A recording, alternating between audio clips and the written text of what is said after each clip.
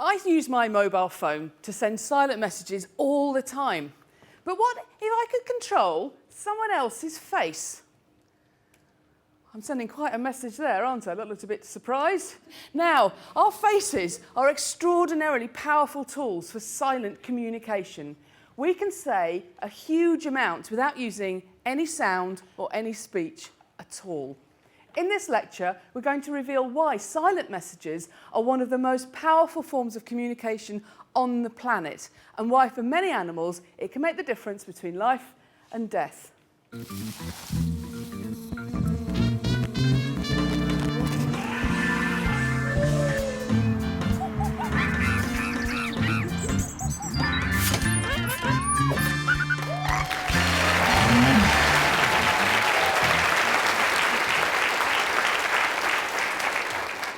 Welcome to the second of the 2017 Royal Institution Christmas Lectures. I'm Professor Sophie Scott.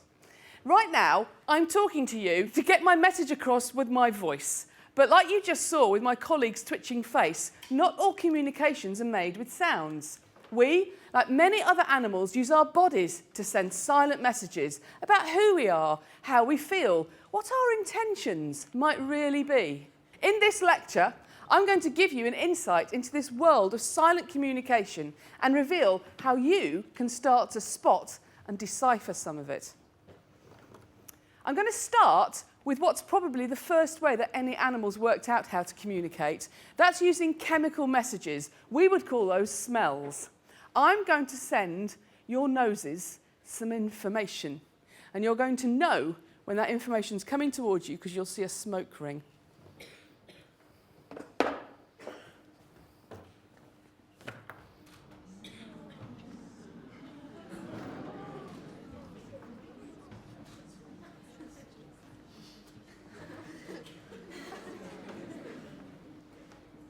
Anybody tell me what that smelled like?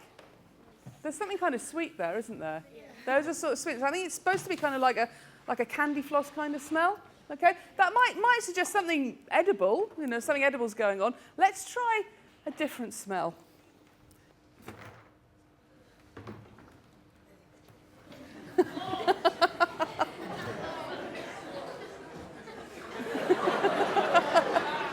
Now, you took a direct hit there. What do you think about that smell? Poo. Do you like it? Yeah, it's great. I do. I quite like it. It reminds me of home. Now that was indeed the smell of poo. It's called scatol, and it's a synthesised version of some of the molecules in poo. And probably, if you were to smell that, you might think, I don't know if I do want to eat that food. You know, it's contaminated. There's information there. Now, slightly disturbingly, all smells are made of something physical. They're chemical molecules. They are literally parts of a thing, a body or an object, that have been released into the air. And we detect those in our noses via chemical detectors. Sending messages with chemicals like smells is really a very basic form of communication, and that's because everything from bacteria to blue whales is made of chemicals. So the simplest way to send a message is just leave some of those chemicals behind. A chemical that an organism uses to communicate with another member of the same species is called a pheromone. And this is any chemical that's released by one individual to affect another individual's behaviour. And amongst the animals, the absolute champion users of pheromones are insects. In fact, many insects rely completely on using smells to communicate with each other. To find out more, please welcome an expert in how insects use pheromone messaging from Rothamsted Research, Dr. Geir Aroddytir.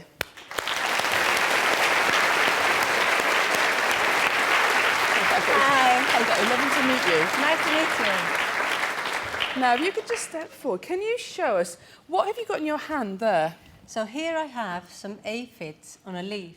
They're very small. You won't be able to see them from there. But if I put them under the microscope here, hopefully we can see them on the screen. Yep.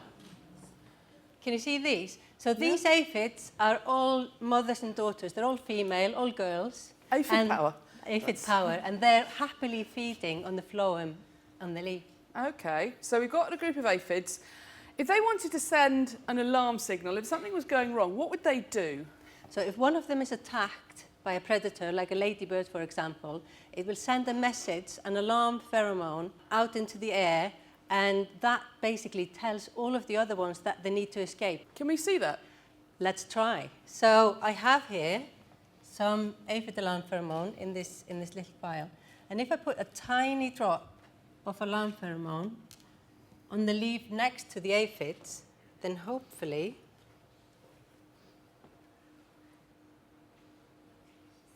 Oh, they're off. can you see, they all move away because they think that one of them is being attacked. Absolutely. Now, can we smell that? I can't, but Okay. let me put a little bit here on us. The aphids all ran away, but we didn't. No, I don't think I can smell it. This is one of the really interesting things about smells, isn't it? Because if you haven't got the chemical receptors to detect a smell, it's just not there. It's completely invisible to you. Yeah. You are blind to it. So this is a very private way of having a It is, conversation. and it's happening in our gardens, in our parks, and we have no idea what's going on. But if some other animal could learn about that message, could they start to intercept this information? Yeah, and nature is so clever. So predators have already learned how to recognize the alarm pheromone of the aphid, and they're basically eavesdropping on the communication between the aphids. This alarm pheromone tells them that there's a prey there, there's an aphid that they can go and eat, for example. What kind of predator So- do we mean? So we have parasitic wasps, and I've got some here in this little petri dish. Manage your anxiety. They're really small. I don't think they go after us. They're very, very small, and they only go for aphids. And let's see if we can find one. So the wasps are picking up on the communication between the aphids. They're listening in They to are. the signals from the pheromones. Yes, Amazing. absolutely. Is that an aphid? That's an aphid. Oh dear, is it a terrible risk? It might be. It might be. Let's think see I what can happens. Ooh. See? Did you see that? What Did you see that? What was actually happening there? I think it may actually have laid an egg inside the aphid. The wasp The wasp. laid an egg inside the Yeah, aphid. that's what they do. They search for aphids and they lay their eggs inside the aphid. The egg then hatches and the larva eats the aphid from the inside out. So to be absolutely clear, we just saw something absolutely terrifying I think so. from the point of view of an aphid. Yeah, from the point of view of an aphid. But great, That if you're is- the wasp. that's amazing. That's fantastic. Yes. Thank you very much, Gia. Thank you so much.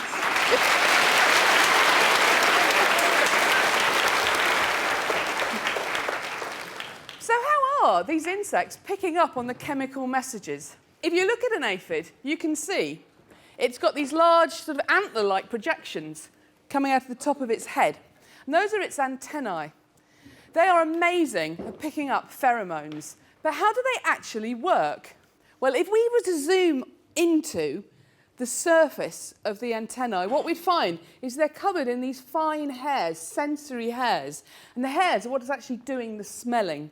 The hairs have got very small holes in them, and these holes let molecules of air and other chemicals come through. So that's moving through all the time. Chemicals are moving in and moving out. In the centre of the hair, there is a nerve cell.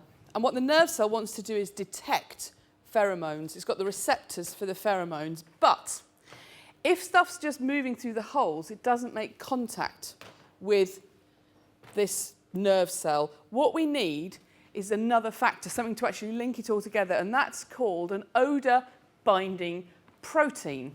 And I need a volunteer to help me with this demonstration. Ideally, I need an odour-binding protein, but I will also accept a human. Can I have you? Thank you very much. You look like a very excellent odour-binding protein. Thank you.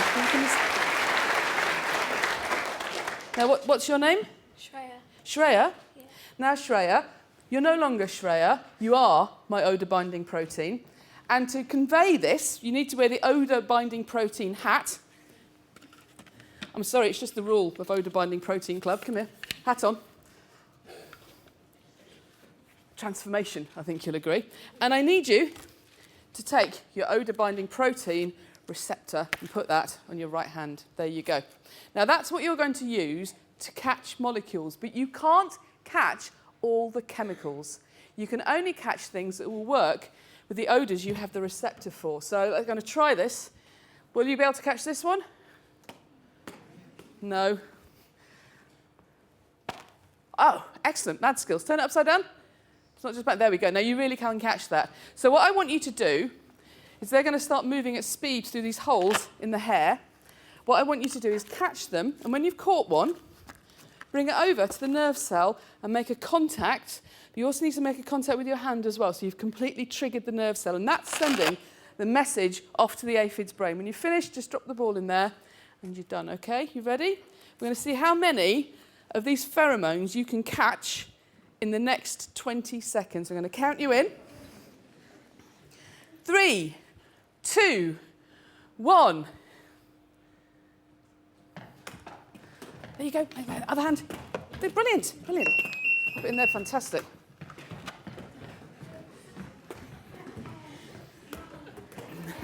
You can catch them on the floor. You can catch them on the floor. 5, 4, 3, 2, 1. Well done. Well done, Shia. Well done.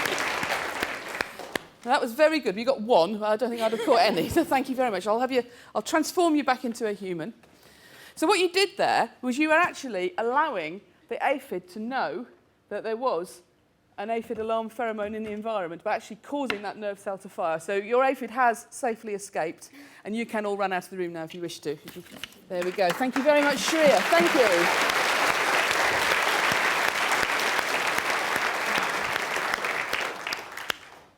You can think of pheromones as being a bit like hormones. They're things that affect, chemicals that affect your body and your behaviour, but unlike hormones, it's a signal that's coming from outside of the body.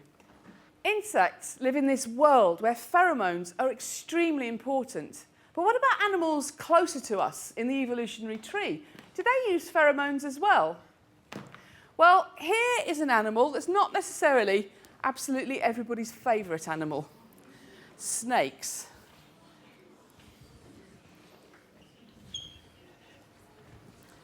Now,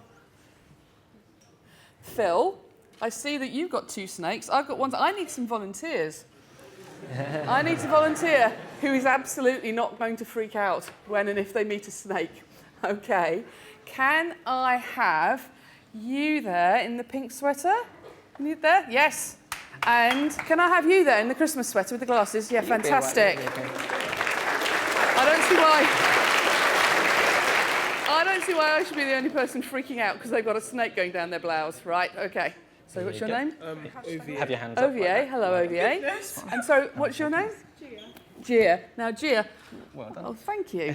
Now can you see these snakes are sticking their tongues out a lot. Now that's because this is an unfamiliar environment for these snakes and they're exploring it. They're exploring it with their tongues.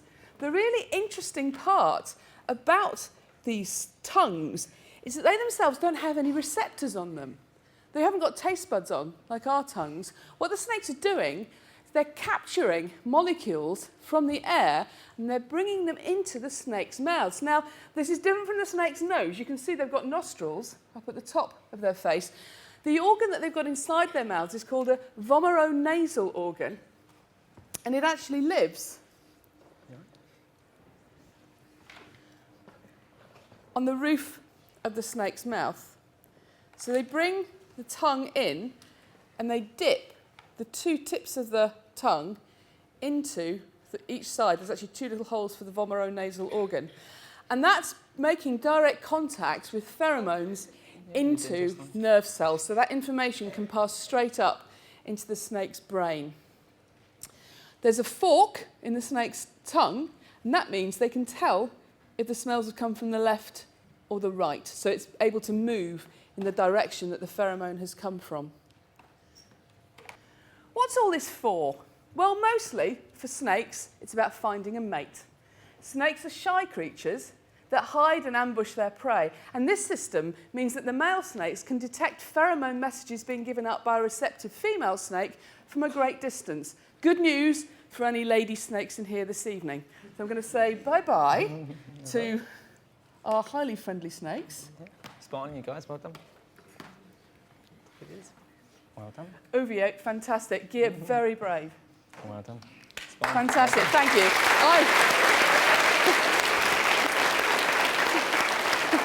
They did brilliantly. I was freaking out. I don't know if you could tell that. So, what other animals also have a vomeronasal organ? Well, it turns out quite a lot of them do. A lot of other mammals have got vomeronasal organs that they use for smelling pheromones. So if you've ever looked at dogs, smelling other dogs' bottoms and thought, I failed to see the appeal of that.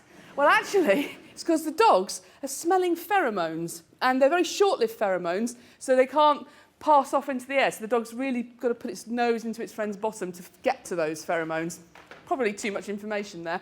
When cats pull a funny face, have you ever cats ever got on your lap and gone, that's the cat trying to smell your pheromones. Now, I love cats. I don't know if I absolutely want them smelling what they might think might be my pheromones, but that's what they're doing. It's because it matters so much to mammals. They live in a world of smell. Do humans, we're mammals, do we have a vomeronasal organ? Can we use smell to send messages? Well, if we look at the roof of a human mouth, what you find is no evidence of a vomeronasal organ. We don't seem to have the receptors to actually pick up pheromone information. Now, we like smells, don't we? We do. We pay attention to smells. You cared about the smells we sent around the lecture theatre earlier in the evening. But are less important to us than they are to other mammals. For other mammals, smell dominates. It can be the most important sense. Why might we have lost some of our ancestors' smelling abilities, and along with it, maybe our ability to use pheromones? Well, to think about that, we need to think about how primates evolved. These are 3 primate skulls. We look here, this is an ancient primate, this is a lemur. That's an ancestral ape, so that's one of the ancestors of apes. And this is a modern human. And one of the things you can notice as you get to humans is that faces start to get much flatter. We just have smaller noses. We've got less space for there to be smell information detected. Smell is just downplayed right from the start in humans. And you can also see that there have been other changes. So, for example, our faces are longer, our mouths are taller, there's more space inside our mouths, and we have much bigger eyes. And in fact, if you look in the brain, you see a similar pattern. A lot of other mammals have got huge amounts of their brain devoted to dealing with smell. In humans, those smell areas are very small. And in contrast, in humans, the brain areas associated with processing sound and vision are much larger. So what we've done is we've really traded off the space in our faces and in our skulls for dealing with smell information, and we've replaced it with vision and hearing. And that's probably because vision and hearing have great advantages for humans, not least for communication. Now, no disrespect to smell. Smell works really well for communication. At a distance, for example, smell can be great. You saw that with the snakes. But smells will only move at the speed of the air around them, and they can linger a long while. I'm sure the aphids would prefer that the wasps couldn't pick up on their distant alarm pheromone messages. If, however, you want to send faster, more complicated messages, you need a speedier system. So let's look at a more flexible way to communicate. Let there be light. Many animals produce their own light. This helix of light is made in a very similar way by mixing together 2 chemicals. In the natural world, a chemical called luciferin is mixed with an enzyme called luciferase. The reaction causes light to be given off. Making light via this kind of chemical reaction is actually one of the commonest methods of communication on Earth. It's called bioluminescence, and deep-sea fish are famous for it. To explain more, please welcome, from the Natural History Museum, Curator of Fish, James McLean. James, nice to meet you. Now, if you could just tell me what you've brought along for us today. Okay, I brought along a tiny fraction of our huge deep-sea fish collection that we have at the Natural History Museum. So in our first jar, we have 2 specimens of a thing called a thread-fin dragonfish. So it has a light organ on a little barbel underneath its chin, and it uses that to attract its prey towards its mouth. And then all along its tummy, it has rows and rows of little lights there. And what that's for is actually for camouflaging itself. So during the day, when there's still a very faint amount of light above, it makes its underside glow very faint blue so that if you look up, you can't see it. And then my favourite thing about them is they have a light organ behind their eye. And in the male, it's much, much bigger than in the female. So what we think is it's like a sort of deep-sea version of the peacock's tail. It's a display thing, so it gets her attention. Fantastic. What about these guys? They're called lanternfish, and they have a very distinctive pattern of light along their sides. It's a bit like a constellation of stars. It's very distinctive.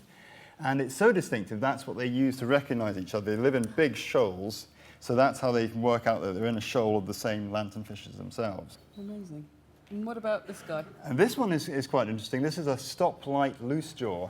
And everything I've mentioned so far is using blue light, but this uses blue light and red light. Why do they use blue light? Blue light travels the furthest. It's the frequency of light that penetrates the furthest. So if you want to sort of get your signal out there, blue light is the best light, the best colour to use. Okay. But this is, it can also create red light in that it has like a light organ just underneath its eye that sort of points forward like a torch beam. It can hunt out little animals using its red light and nothing else can see it because everything is attuned to the blue light. And finally, what do we have here? I think this is my favourite. I like it so much, I'm going to get it out for you. There's actually 2 fish in here. This is a deep-sea anglerfish. The males and the females are very different. The males have become very, very small, and they're now so small and pathetic that they can't actually survive by themselves. So they have to attach themselves to the female and feed off her like a little vampire. So if I hold this very still, that little sort of tadpole thing there is the male. And he's actually like a little parasite feeding on her. It's very judgmental terms here, James. He's been a vampire, a parasite, and pathetic. He is a little bit. And she's using light, so she has, like the dragonfish, she has a light for catching her food. So that matchstick-like thing there will be glowing like a little blue dot, and that's what she uses to lure her prey in. And this lovely beard that she has, these have light organs down there too, and we're not quite sure what they're used for. It may even be a sort of like landing lights to sort of guide the male in. Just don't know. Thank you very, very much. Oh, there's one more thing I needed to ask. They're making light. How are they actually doing it? Well, these 3 are doing it in a very sort of chemical manner. They have 2 chemicals. I think you've mentioned them already, luciferin and luciferase. And they just combine the 2, and that turns their light on. Very simple. Like our glow sticks. Exactly. Yeah. But the anglerfish is doing it in a much more clever way. It's actually getting somebody else to make the light for it. And she acquires, as she grows, little luminescent bacteria. And she keeps them and cultures them and grows them. And that's what she uses to make her lights. Amazing. Thank you very much, James My McLean. pleasure. Thank you. Cheers. I won't shake your hand.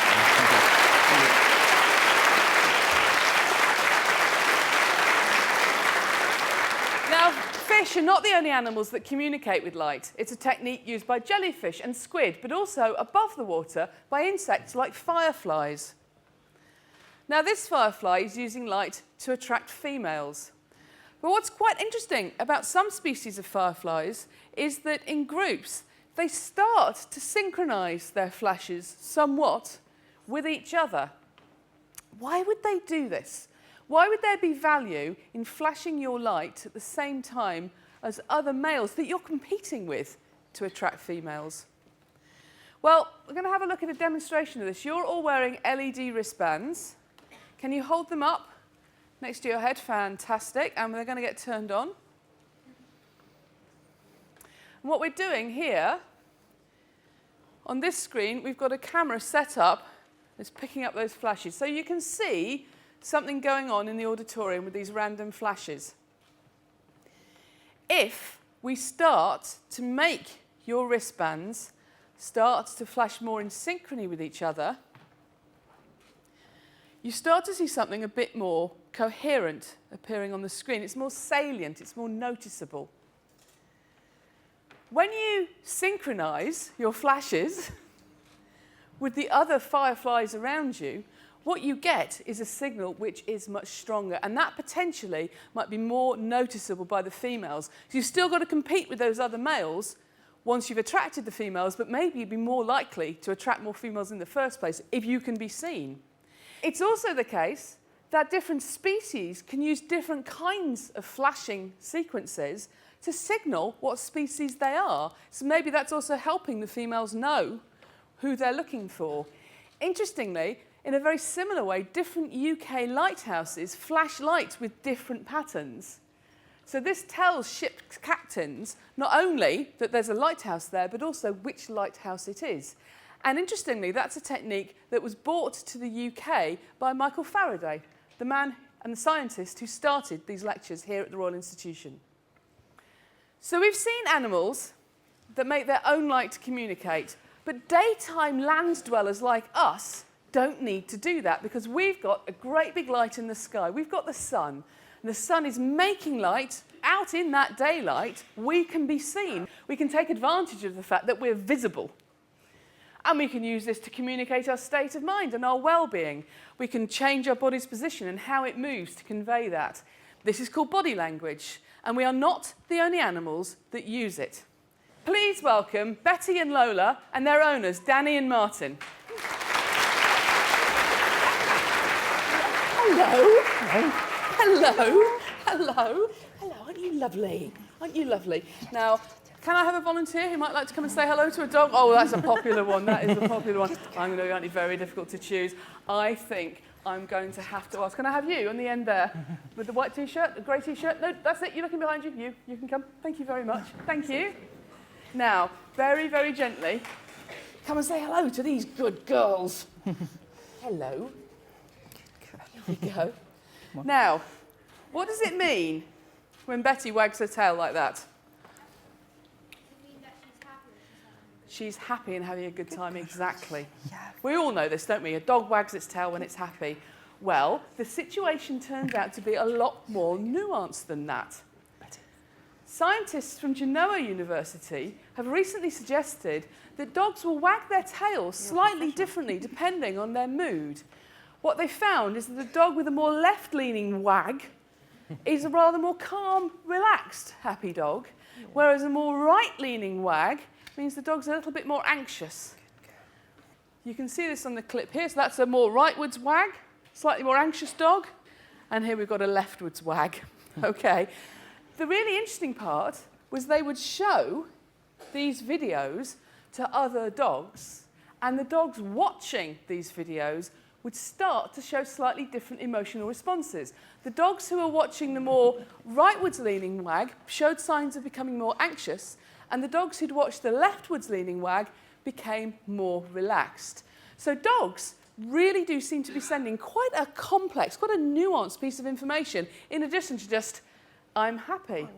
Thank you very much for helping us with the dogs. Thank you very, very much, Lola. Thank you, Betty. Thank you, Danny. Thank you, Martin. Thank you.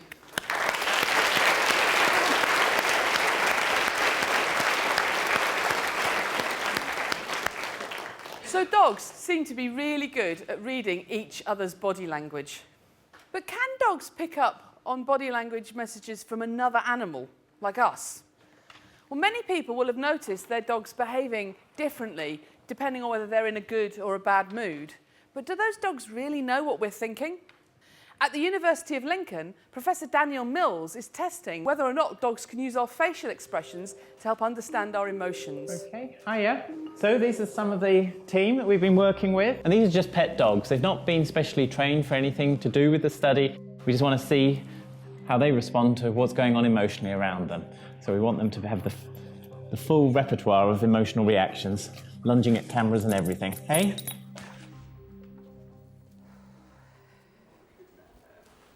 So what we have is we have a setup here. You can see there's two screens, and one of them shows an angry face, one of them shows a happy face. The dog sits down here, and then we'll play them a sound, and that'll either be an angry or a happy sound. Now the language is Portuguese, and Ralph here doesn't know Portuguese, If they can understand emotion, then the only thing linking the sounds and the pictures is their emotional content. Vega! Vega! And what we find is that actually the dogs spend more time looking at the picture that matches the sound. Vega! Vega! The only way you can actually do that is if you can extract the emotional information from both. Vega! Vega! Sure enough, the dogs do this integration of the different emotional signals. They clearly have this much higher understanding of emotion than we've previously actually thought. Vega! Vega! Vega!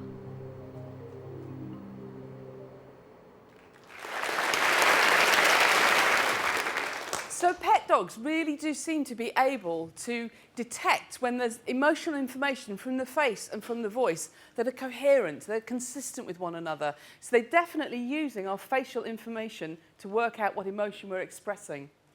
But how good are we humans at picking up silent, visual communication?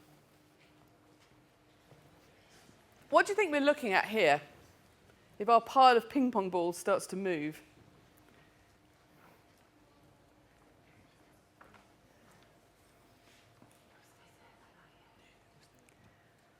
Do you think we're looking at humans? Yeah, okay. How many humans? 2. Do you think it's 2 men, 2 women? 2 men. 2 men? Man? There's a woman? Anybody? It's a man and a woman, I think. Yeah. Okay. Should we try some emotions? Give us an emotion. Scared. Perfect. Okay, try another one. Angry. Fantastic. And one last one. Yes, fantastic. Laughter, yes. Fantastic. Now, this is Blair and Alexis, and in fact, you were getting all that information from who they were and how they were moving, just from 14 points, which are marked on their joints for each of them. So this is showing you how good you are at pulling out information about how humans move, because even with this really reduced amount of information, you could tell a lot about who they were and what emotions they were feeling. Thank you, Blair. Thank you, Alexis.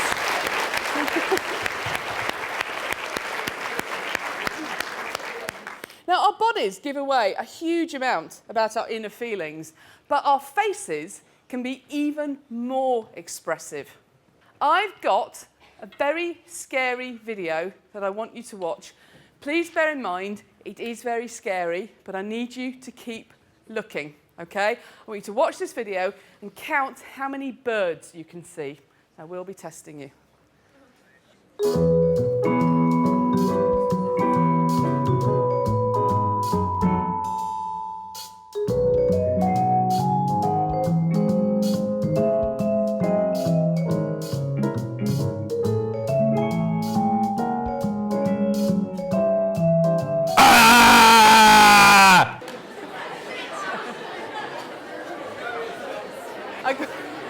I've got to tell you, that was a trick. There were no birds, okay? Don't worry if you hadn't seen any birds. I just wanted you to get scared by the video. Let's have a look at what we filmed from you in the audience and see if we've got any good reactions. Fantastic. Now, I think that was you. Did you feel scared? You moved right back, didn't you? One of the things that's quite interesting, quite striking about these sorts of fearful facial emotions is that everybody's slightly different. We're not all doing everything exactly the same way, but you see these commonalities for what emotions like fear. If we look back at your disgusted faces where we were sending that pooey smell out, you can see some similarities there. And that's because these are examples of what are known as universal or basic emotions. They mean the same thing wherever you go. Now, it's not all our emotions. It's things like fear and anger and disgust, laughter. And they're almost like a map of human emotions that we can use to convey how we're feeling for a certain set of emotions that it seems all humans can experience and recognise. But where do these emotional expressions come from? Well, the fact that some of them are universal, you find them across all human cultures, is a hint that they come from deeper in our evolutionary story. Hello, Charlotte. Now, this is a book, a very special book from the RI Library, and it's a book by Charles Darwin. Now, Charles Darwin is obviously very famous for The Origin of Species, but he also wrote this absolutely beautiful book called On the Expression of Emotions in Man and Animals. Now, Charlotte, you are the archivist here at the Royal Institution, yeah? Can we have a look at some of the pictures here? So this is examples that Charles Darwin was giving of fearful faces. Has he got a fearful animal in there? So that's a fearful cat. The cat doesn't look exactly like the human. The faces are different, but you're getting the open mouth. He was trying to tease out how this could be working. Maybe emotions have the same function in humans and other animals. Maybe that's why they're evolutionarily important. Thank you very much, Charlotte.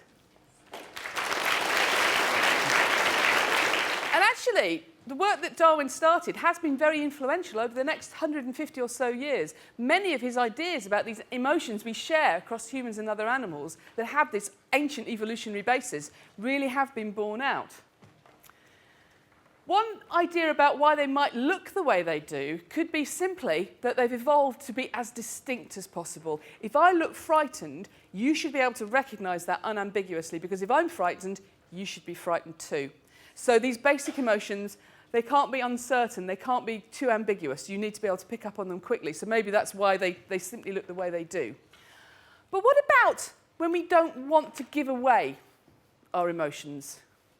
A lot of the time, we work quite hard to cover up what we're feeling. Sometimes because it might be a bit difficult for the social situation. Sometimes because some emotions are considered in certain cultures to be simply inappropriate. Right now, in our culture, we like to think that boys don't cry. Boys, you're absolutely allowed to cry, but we sort of believe it's not a very manly thing to do. Now, that's just us. But it means that people often are trying to put a face onto the world that might cover up the emotions they're really feeling. And what I'd like to do is do an experiment with you three to see if we can find out which of you is good at doing this. Now, to do this, what I have is 3 delicious sweets, and I would like you each to choose a delicious sweet. Don't put it in your mouth just yet. Take the tissue as well. Now, before you put them in your mouths, I have to tell you, one of these delicious sweets is not even slightly delicious. It's absolutely horrible. What we're going to do, I don't know which one's got it, we're going to ask you to put those in your mouths in just a second, and we're all going to look at you and see if we can work out which one of you has got the horrible sweet. So your job is to try and pretend that you're absolutely fine. You've got a delicious one. Okay? We good? We're going to count them down. 3, 2, 1.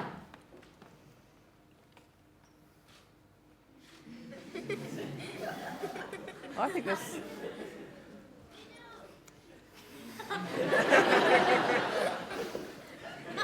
Oh, I'm getting something here as well. Oh. Now, who thinks this person has a horrible sweet? Who thinks you've got a horrible sweet? I'm afraid. And who thinks you've got the horrible sweet? Actually, they've all got horrible sweets. I'm a liar, okay? They're all horrible sweets. You can spit them out if you want to. I mean, apparently, if you keep going, they become acceptable. Yeah. But you don't have to.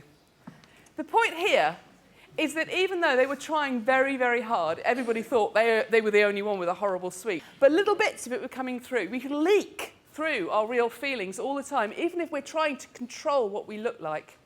And of course, that can mean, in reality, it can be quite complex to work out what someone's face is saying. There can be a lot of things that they want to express and that they're trying to hide on their face all at the same time. What does that mean for people who might encounter challenges when they're trying to understand other people's emotions? All this complexity in what faces say can create real issues for people on the autism spectrum. Real issues recognising what other people's emotions mean and, of course, what their own emotions might be conveying. I'd like to introduce a robot who is a potential way to help. Please welcome Zeno the robot and Dr. Alyssa Alcorn from UCL, part of the D-Enigma project.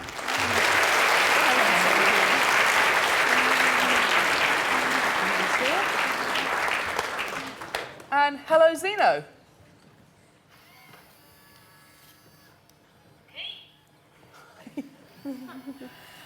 Alyssa, how is Zeno going to help?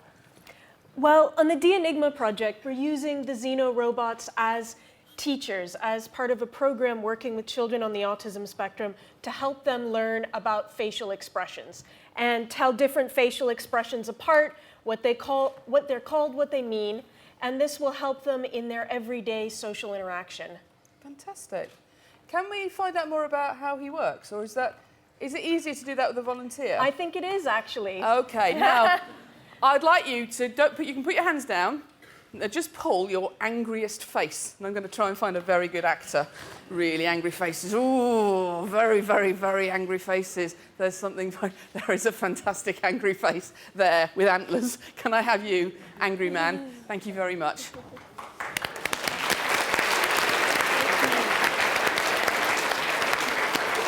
Now, just down here. Can you tell me your name? Ade. Ade, fantastic. Now, can you come and sit here? What we're going to ask you to do is pull some emotional faces at Zeno, and we're going to see, if we look on the screen here, we'll see how Zeno's seeing that face. Is that right? Yeah. So let's have a look up here, and we see we've got this green box that appears over his face, and it's tracking 49 different points on his face, each little red dot there. And if you start moving your face for Zeno, yeah, see, the picture is moving too, and it's tracking those points where they are, how they're moving over time, and then is using a machine learning process, using statistics to estimate what kind of face it thinks he's showing. So if we look down here right now, it thinks he's smiling. I think that looks like a pretty good smile. That's a great smile. Look Yeah. at that. Should we try a different expression? Could you look frightened for us? Could you pull a screaming face? So what's happening now is it's taking all those points there and using them like instructions for the robot's face. It's telling him how to move the motors in his face. So he's making the same expression at almost the same time. Fantastic, fantastic. Can we try the smile again then? Turn your face back up. There we go.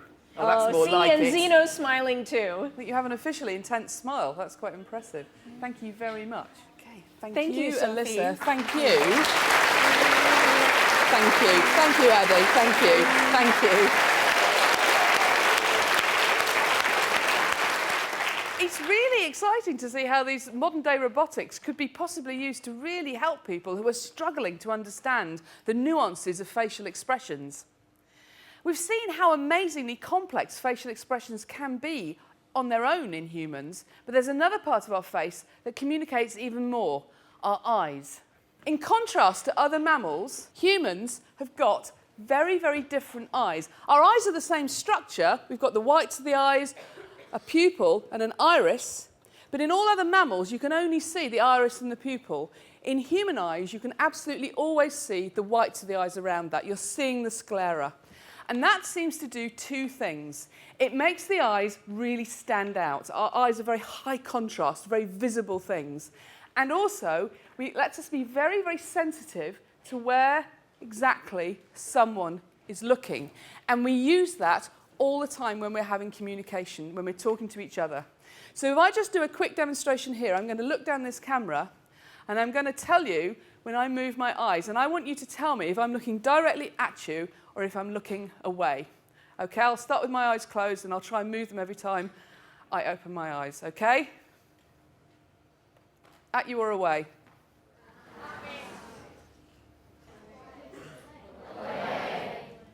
Now, you were picking really, really tiny movements of my eyes up there. I was actually moving my eyes only just to the side of the camera, about 2 degrees of the whole visual scene around me. It's a minuscule amount. We're incredibly sensitive to this, and what we do with that is we use a lot of information about who someone's talking to, what they're talking about, and who they're talking about. And we use it all the time. Now, thanks for this. I just wanted to ask you, do you think if I throw this sweet in the air, I'll be able to catch it? I'm very good at this, okay? Let's try this. That wasn't very satisfactory, was it? Let's try again. Okay, that's better. Let's try a higher one. Okay, now, can you throw this to me? Oh, thank you. Now, can you throw it to me? Great. Stop it. Thank you. Now, obviously, there were no sweets there whatsoever. It was just a trick. What I was doing was looking at where there was nothing, and I was pointing at where there was nothing, and I was pretending to hold nothing, and we all just start looking at nothing and pretending that I am throwing something in the air and catching it in my bag.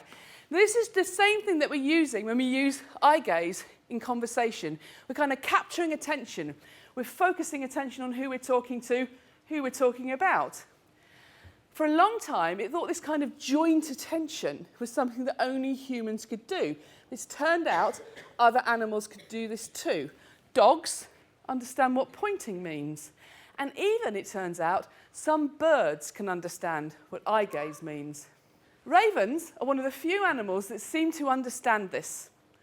They understand what it means when something is looking. And I'd like you to give a not too loud clap to a very fantastic raven called Bran and his owner, Lloyd Buck. Hello. Hello, Lloyd. Hello. Hello, Bran. Now, Lloyd, do you get the feeling that Bran uses information about where you're looking? Yes, very much so. Can we see an example of that, Lloyd? We certainly can. Now, Bran has a special stone, he knows that word, and it's hidden somewhere in this room. So if I let him eat that piece of food, and I'll say, where's your stone, Bran? Where is it? And he's looking. But then if I look, where's your stone, Bran? No, he did. He was really looking at. He looked around and then looked where you were looking. Yes. And now, Bran, yeah, good lad. That's a good boy. Thank you very much. luckily, Bran chose the person in the room we know is most easily scared. So that was good. Are you going to be okay? That's amazing. But why would ravens be particularly good at this ability to understand what it means when something's looking somewhere? Well, it could be because it's a very useful way of helping them solve problems. And these are birds that have to solve a lot of problems in the wild, aren't they? Before we actually go into an example of this, we're just going to show you how good Bran is at solving problems. And we've got here a puzzle box Bran hasn't seen before. It's got some food in it that Bran's going to want. And what we're going to do is show it to him, and he's going to work out how to solve the problem of getting through to the stuff he wants in the middle. Is that okay? We all right to begin? We certainly are. Good, Bran. Good lad. So he's got to work out how to get into that.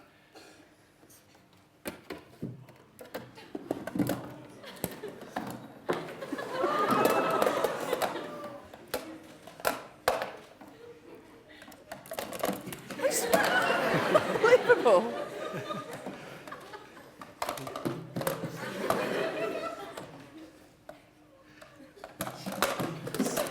That's it. Yes. I've made it harder for him. This is not an easy one for him. He just gave us a right look, like, oh, come on.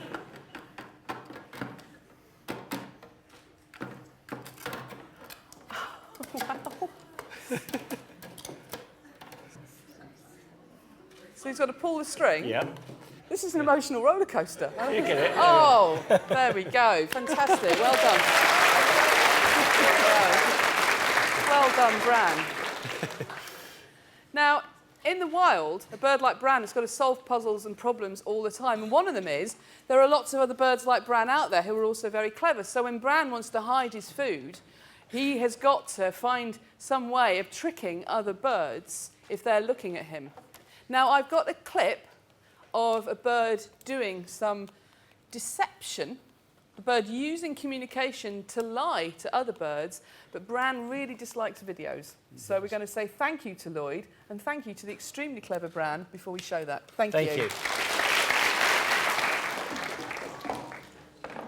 This is a bird that is being watched by other birds who all saw her bury her food earlier.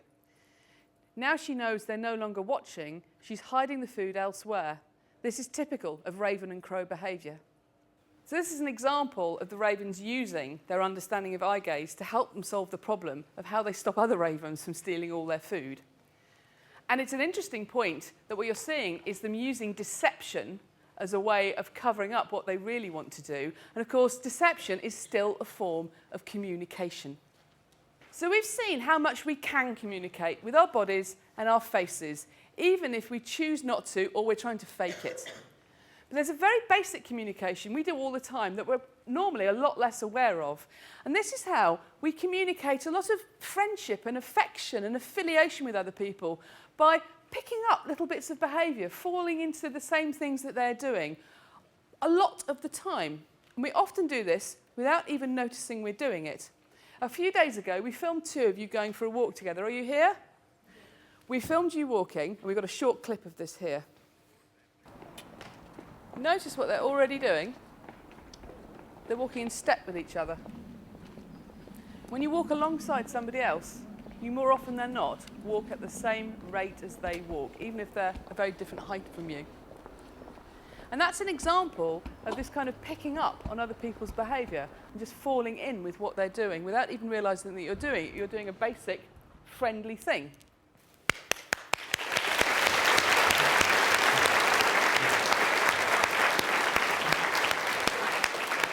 Now, you just very politely clapped along with me then. I had no reason to clap. The walking was good. It wasn't quite clap, was it? Now, what you were doing is you started clapping because I started clapping. And that's another example of this sort of joining in, this kind of contagious behaviour. Studies have shown people in audiences are much more likely to clap if somebody near them starts clapping than if they don't. It just spreads through the audience like we just did then. And in fact, this kind of contagious behaviour, where you join in with what other people are doing, is extremely common. Laughter, which I study, for example, is highly contagious. In fact, you're primed to laugh just by other people being around you. You're 30 times more likely to laugh if there is somebody else with you than if you're on your own. And these contagious behaviours are still a very important form of communication.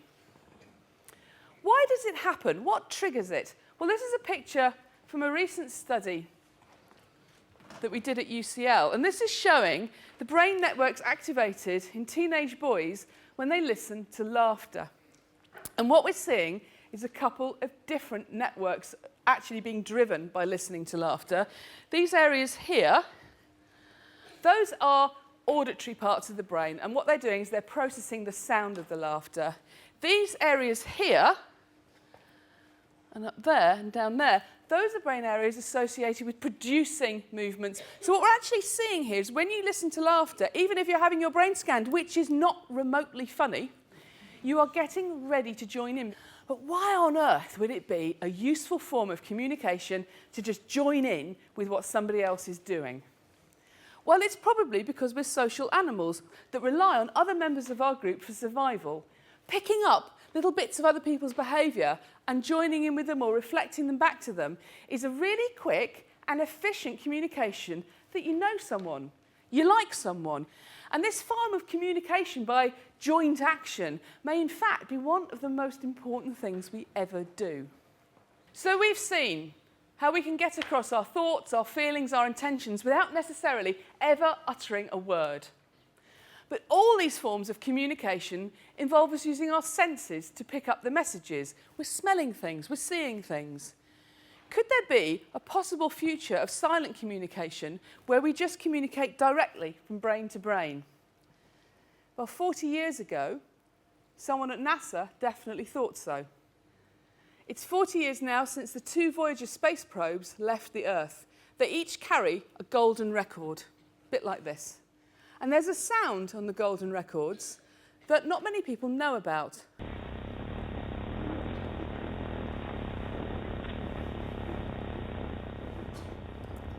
Now those are electrical signals from someone's brain, and they've been converted into a sound that we can hear. And the idea behind including these on the record was that an alien species might be able to read the thoughts that lie behind those brainwaves. Now, reading brainwaves sounds like science fiction. How far off the mark were they 40 years ago? Well, Dr. Yanis Zoulias and his colleagues from the University of Reading have devised an experiment to see if we can prove whether or not this is at all possible. We've pre-selected our volunteer Hannah to be the person who's going to send us a message from her brain. And she's sitting at the other end of the RI building. She's wearing a headset, and that headset is detecting and measuring the electrical activity inside her brain. On the screen in front of Hannah are 2 squares, one's yellow and one's red. And we're going to tell Hannah which one to look at, and we're going to read from her brainwaves and try and decode that information. Hannah's mother, Rashima, is going to receive this message. Now, Rashima, you've got electrodes on your arms, haven't you? So that suggests you might be receiving that information via a painful electrical shock. And we're also going to need you to wear this blindfold, so we definitely know that you can only be getting the information through the signals to your arms. And you're going to press one of these two buttons, depending on if it's your left or your right arm, that is getting the signal, okay? We've been testing this all day. We've got 9 results now. We're going to run the 10th and final trial here. For this last trial, I need a volunteer to select the message that we're going to send Hannah, yellow or red. Okay, can I ask you? Just pick one of those. Don't open it. Okay, right, this is the one you picked. Get rid of that one. Thank you. Now, I'm going to give this to Natalie, and she's going to run this down to Hannah, and she's going to show it to Hannah, and we don't know what this says. So what the computer's going to do is try and decode the activity in Hannah's brain and send this to Rashima's arms, okay? Natalie, can I just give you this? Let's have a very quick look. Okay, thank you very much. When Hannah gets the paper, she'll look at the chosen colour, and the computer will interpret her brainwaves and stimulate either Rashima's right or left arm. And there is Hannah. Okay, so Hannah's going to look at the screen. She's looking at one of those 2 squares.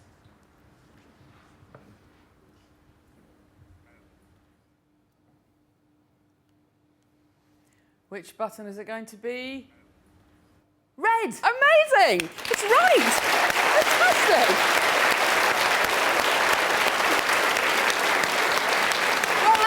That makes 10 out of 10 successful trials we've run today, and I think that definitely deserves a very big finish. So what we're going to do is blow some stuff up. This is going to be some noise.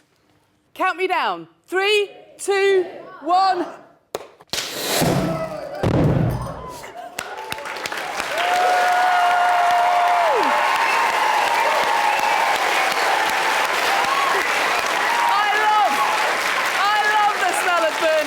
Smells like science. Now this is just a teeny tiny step towards the idea of being able to send information directly from brain to brain.